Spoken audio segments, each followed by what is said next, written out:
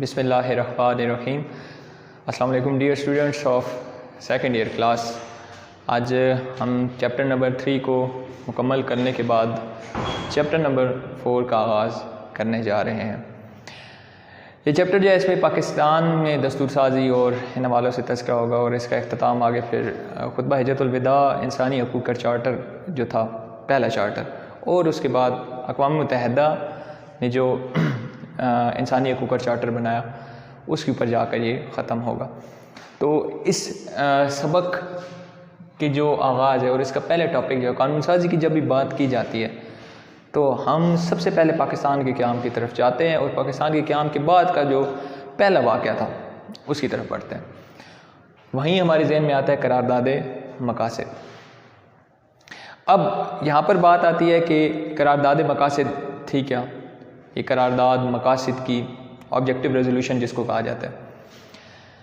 तो हम पहले बढ़ते हैं पाकिस्तान और हिंदुस्तान के क़याम की तरफ।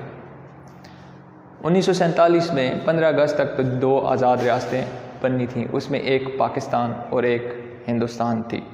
लेकिन इन 2 नई आज़ाद रियासतों के पास अपना कोई कानून नहीं था। आप जानते हैं कि इससे पहले यहाँ पर अंग्रेज़ों की हुकूमत थी और अंग्रेज़ यहाँ पर करीब 100 साल वहाँ पर हुकूमत कर चुके थे और ये अपने कानून यहाँ पर लागू करते रहे। इससे पहले बिल्कुल मुख्तलिफ सूरत हाल थी। मुसलमानों ने करीब 1000 साल इस मुल्क इलाके पर अपनी हुकूमत रखी, जिसमें पहले सलातीन और उसके बाद मुग़ल दौर शामिल था। लेकिन बतदरीज ये इलाके जो है ये मुसलमानों की गिरफ्त से निकलते चले गए। अंग्रेज़ जो यहाँ पर तिजारत की गर्ज से आए थे वो उन्होंने यहाँ पर पहले साहिली इलाकों पर कब्ज़ा करना शुरू किया और बाद में फिर पूरे बर सग़ीर पर 1857 की जंग आज़ादी के बाद कब्ज़ा कर लिया। अब जब यहाँ से अंग्रेज़ जाने लगे तो उन्होंने इन 2 आज़ाद मुमलिकत के लिए 1935 का एक एक्ट जो था वो कहा कि इसमें रद्द बदल कर वो अपना एक आर्जी तौर पर कानून जो है वो बनाए। लेकिन क्योंकि उनको कानून साजी की ज़रूरत थी, वो 2 मुल्क जो नए बने थे, आइन कब बनना था ये तो एक अरसा दरकार था, लेकिन फौरी तौर पर कानून साजी होना तो ज़रूरी थी। तो 1935 के एक्ट में कुछ तरामीम करके हिंदुस्तान और पाकिस्तान ने अपने लिए कानून जो है वो वाज़ह कर दिया। लेकिन बात यहाँ पर ख़त्म नहीं होती थी। पाकिस्तान को अपना एक आइन चाहिए था। इस आइन की अहमियत क्या थी कि अगर ला इलाहा इल्लल्लाह के नाम पर, मुहम्मद रसूलुल्लाह के नाम पर पाकिस्तान कायम किया गया, ठीक है, इस्लाम के नाम पर कायम किया गया, तो आया पाकिस्तान की कानून साजी या पहला पाकिस्तान का आइन इस हवाले से क्या दिखाई देगा, ये बातें बड़ी ज़रूरी थी। लियाकत अली ख़ान और कायद-ए-आज़म मोहम्मद अली जिन्ना, ये देखे जाए तो मुहिब्बे वतन लीडर्स जो हमें 2 मिले। कायद-ए-आज़म तो चले गए, 1 साल की ही वो बस मुसाफत पाकिस्तान के बाद तय कर सके। लेकिन उसके बाद लियाकत अली ख़ान ने पहली जो कानून साज कमेटी थी उसके तहत 12 मार्च 1949 को, इसके तारुफ ही सारा चल रहा है तो साथ में मैं लिख रहा हूँ तारुफ।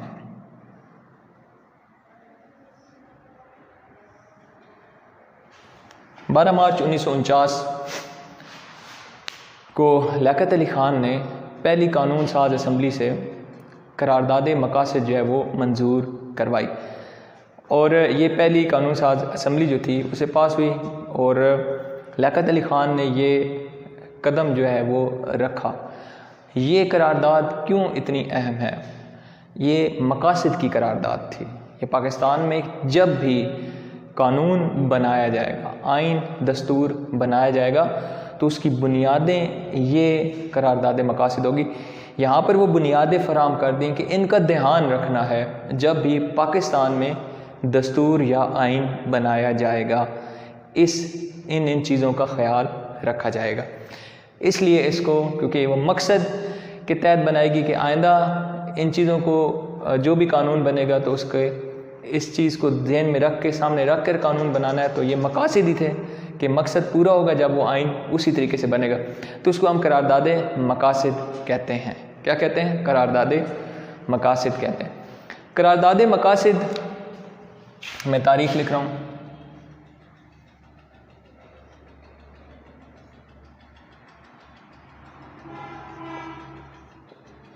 मार्च 1949 को लियाकत अली ख़ान ने यह करारदाद पहली दस्तूर साज़ असम्बली से मंजूर की कि पाकिस्तान में दस्तूर जब ही बनेगा इन चीज़ों का ख्याल रखना है, तब कानून बनाना है।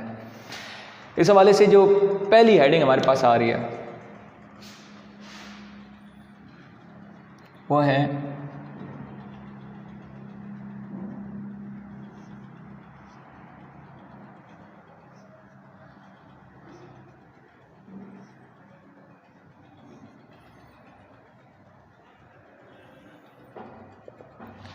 अल्लाह ताला की हाकमियत।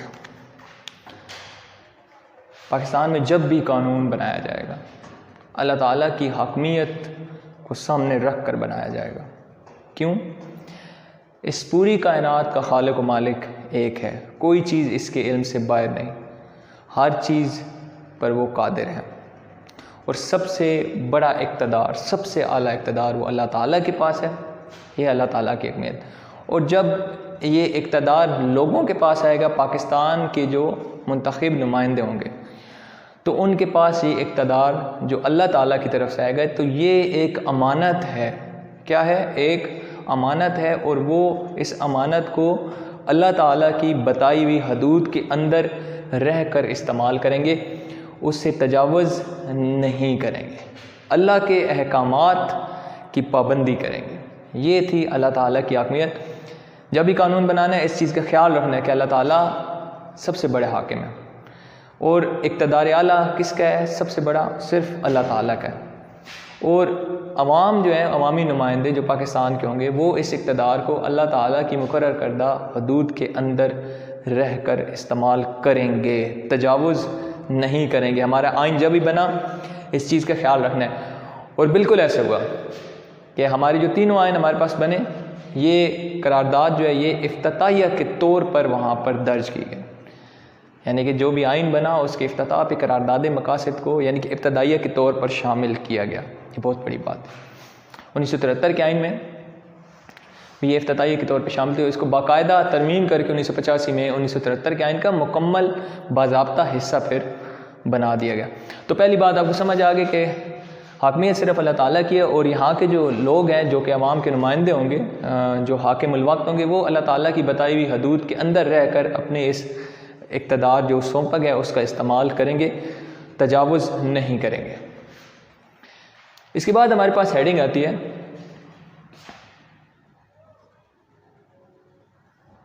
इस्लामी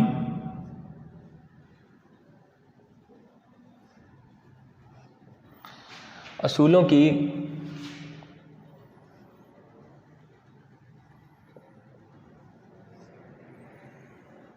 पाबंदी।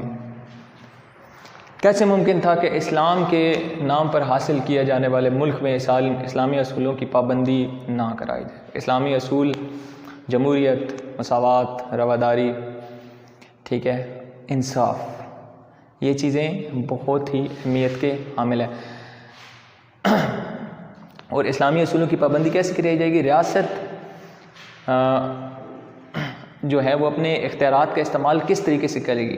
जो इस्लामी असूलों की पाबंदी के हवाले से हैं, अवाम के जो मुंतखब नुमाइंदे हैं उसके ज़रिए रियासत इन चीज़ों को अमल करवाएगी, इस्लामी असूलों को अमल करवाएगी। ठीक है, रियासत अपने इख्तियारात का इस्तेमाल अवाम के मुंतखब नुमाइंदों के ज़रिए करवाएगी। क्या? इस्लामी असूलों को नाफिज करने के लिए उसमें जमहूरियत है, उसमें रवादारी है, उसमें इंसाफ है। इन चीज़ों ये चीज़ें कैसे लागू की जाएंगी? अवाम के मुंतखब नुमाइंदों के ज़रिए जो है वो इस्तेमाल की जाएंगी। इस्लामी असूलों की पाबंदी जो है वो इस तरीके से करवाई जाएगी। ठीक है, कौन कौन से इस्लामी असूल है? जमहूरियत है, रवादारी है, मसावात है और समाजी इंसाफ वगैरह इसमें शामिल है। इसके बाद हमारे पास हेडिंग है वो है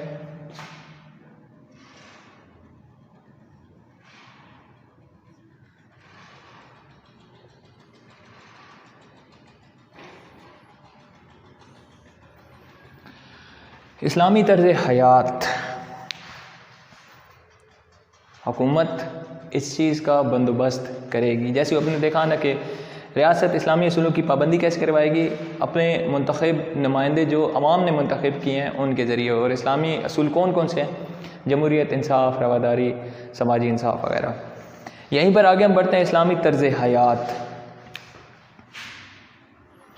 इस्लामी तर्ज हयात के हवाले से बात की जाए तो हुकूमत ऐसा माहौल फ़राहम करेगी, हुकूमत हाकिम जो हैं उस वक्त के, यानी कि हुकूमत ने जो भी तरतीब इंतज़ामी तौर पे बनवाई हुई है उसके तहत हुकूमत ऐसा माहौल फ़राहम करेगी ताकि पाकिस्तानी अवाम जो, यानी कि जो मुसलमान हैं, वो अपनी ज़िंदगियाँ इज्तमाई और इनफरादी और इज्तमाई दोनों तरीके से वो इस्लामी असूलों के मुताबिक अपनी ज़िंदगियाँ गुजार सके। यानी कि ये माहौल किसने फ़राहम करना है? ये माहौल हुकूमत ने फ़राहम करना है कि पाकिस्तानी अवाम जो मुसलमान हैं वो इस्लाम के मुताबिक अपनी ज़िंदगियाँ इज्तमाई और इनफरादी तौर पर गुजार सकें। ये माहौल कौन फ़राहम करेगा?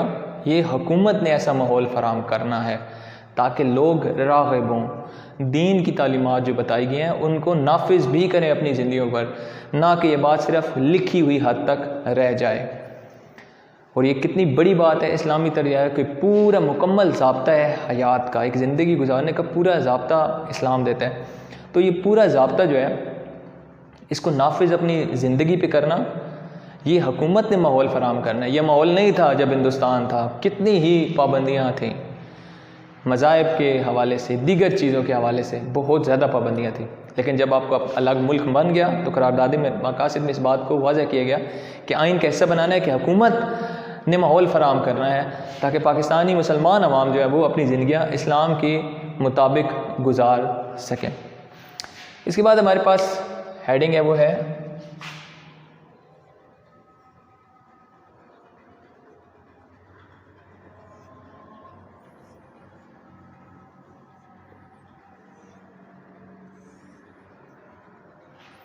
अक़लियतों के हुकूक। अक़लियतें, नाम ही पता चल जाता है कि वो गैर मज़हब हैं। अक़लियतों के हुकूक क्या हैं कि उनको ज़हन में रखना है। जहाँ अक़लियतें जो हमारे मुल्क में रह रही हैं उनके ऊपर जबर नहीं करना, उनके अपने मज़हब के मुताबिक अपनी सकाफ़त को फ़रोग़ देने के हवाले से और जो भी उनके अक़ायद है या इबादतगाह बनाने के हवाले से जो हुकूमत ने जो निज़ाम उनके लिए वज़ा करना है, लेकिन उसमें रुकावट ऐसी नहीं डालनी ताकि वो अपने मज़हब के मुताबिक भी ज़िंदगी गुजार सकें, अपने असूल का, अपनी सकाफ़त के फ़रोग़ के लिए भी काम कर सकें। अगर वो चाहते हैं तो वो अपना जो मुख्तसर इज्तिमात जो भी वो करना चाहें उनके ऊपर भी हुकूमत पाबंदी नहीं लगाएगी। ये इस्लाम का ही एक देखें खूबसूरती है कि वो अक़लियतों के लिए भी एक नरम गोश रखते हैं कि ठीक है वो अक़लियत है, कोई बात नहीं, अपने मज़हब के मुताबिक ज़िंदगी गुजारें, क्योंकि ज़बरदस्ती किसी को भी इस्लाम में दाखिल नहीं किया जा सकता। ये हिदायत अल्लाह ताला की जानिब से ही होती। तो अक़लियतों के हकूक़ के तहफ़्फ़ुज़ की भी बात करारदादे मकासद में की गई। इसके बाद हमारे पास हेडिंग आती है और वो है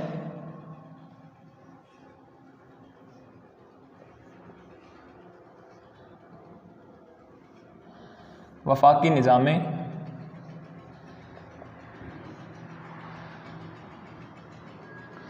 हुकूमत।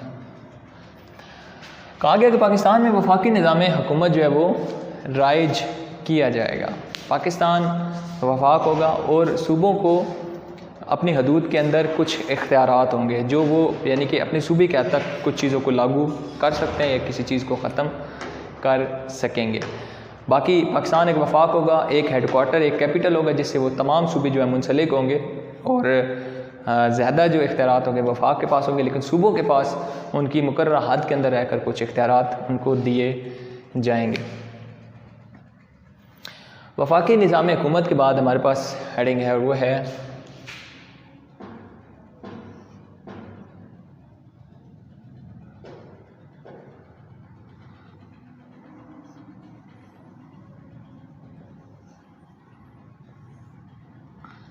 बुनियादी हकूक़।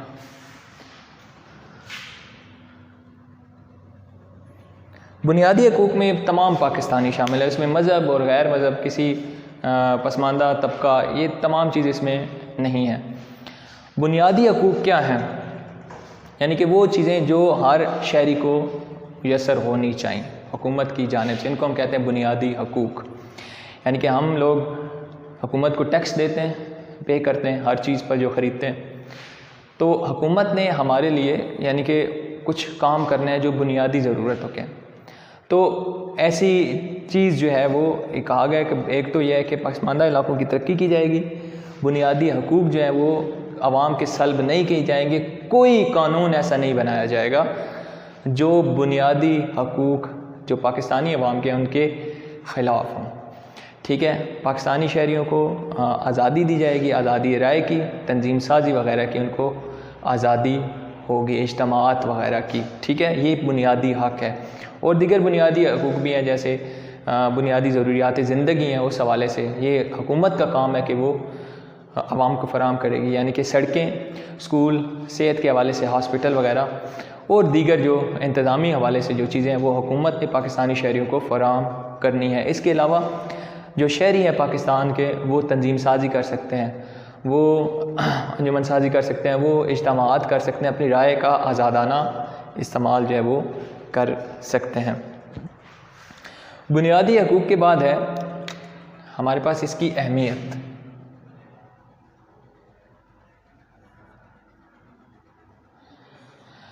इसमें एक चीज़ का इजाफा अदलिया की आज़ादी भी है, यानी कि इंसाफ का इदारा बड़ी अहमियत का हामिल है। तो अदलिया अपने कामों में आज़ाद होगी और उन पर किसी किस्म का कोई दबाव नहीं होगा। वो अपनी जो फ़ैसले हैं वो बिल्कुल कानून के तहत वो करेंगे। जब भी पाकिस्तान का जो आइन बना तो अदलिया की आज़ादी जो है वो भी एक लाज़िम हिस्सा जो है करारदाद मकासद में उसको कहा गया। अब इसकी अगर हम अहमियत की जानिब बढ़ते हैं तो इसकी अहमियत के 3 पॉइंट हैं। पहले यह है कि करारदाद मकासद की मंजूरी के बाद एक चीज़ सामने आ गई कि अब पाकिस्तान में दस्तूर साजी का आगाज़ जो है वो हो जाएगा और पाकिस्तान जल्द ही अपना पहला दस्तूर हासिल कर लेगा। ठीक है, पहली बात। दूसरी बात इसकी अहमियत की क्या थी कि इसको पाकिस्तान की दस्तूरी तारीख़ में मैग्ना कार्टा की हैसियत हासिल है। मैग्ना कार्टा असल में इंग्लैंड का एक जमहूरियत के हवाले से एक मुसवदा था। मैग्ना कार्टा बड़ा मुसवदा इसको कहते हैं, यानी कि उनको बड़ा मान होता है इंग्लैंड वालों को। तो ये जमहूरियत का एक बड़ा मुसवदा था और पाकिस्तान की तारीख़ में करारदाद मकासद को मैग्ना कार्टा की हैसियत हासिल है, यानी कि करारदाद मकासद की मंजूरी के बाद एक डायरेक्शन मिल गई कि कानून साजी को किस तरीके से अंजाम पर पहुंचाना है, पाकिस्तान में कानून साजी किन चीज़ों को सामने रख कर करनी है। तीसरी बात इसकी अहमियत में ये थी, जब मुसलमानान हिंद जब इन्होंने पाकिस्तान हासिल किया तो आज वो चीज़ जो दर हकीकत पूरी हो गई कि जब पाकिस्तान हासिल किया गया तो मुसलमानों के लिए अलहदा इलाका हो जहाँ पर वो अपने मज़हब के मुताबिक अपनी ज़िंदगियाँ जो हैं अक़ीदे और मज़हब के मुताबिक आसानी से अपनी ज़िंदगियाँ गुजार सकें। तो वो मज़हब इस्लाम के हर खूबसूरत पहलू को सामने रख कर ये करारदाद मकासद जो है ये मंजूर करवाई गई। तो एक ख्वाब जो था कि पाकिस्तान बनने के बाद वो एक इस्लामी मुल्क होगा और उसमें वो इस्लाम के हर पहलू को सामने रख कर चीज़ों का तयन किया जाएगा, इनफराद इज्तिमाई ज़िंदगी भी उसमें शामिल है। तो आज वो ख्वाब जो है वो मुसलमानान हिंद का इस करारदाद मकासद के मंजूर होने के बाद पूरा हो गया।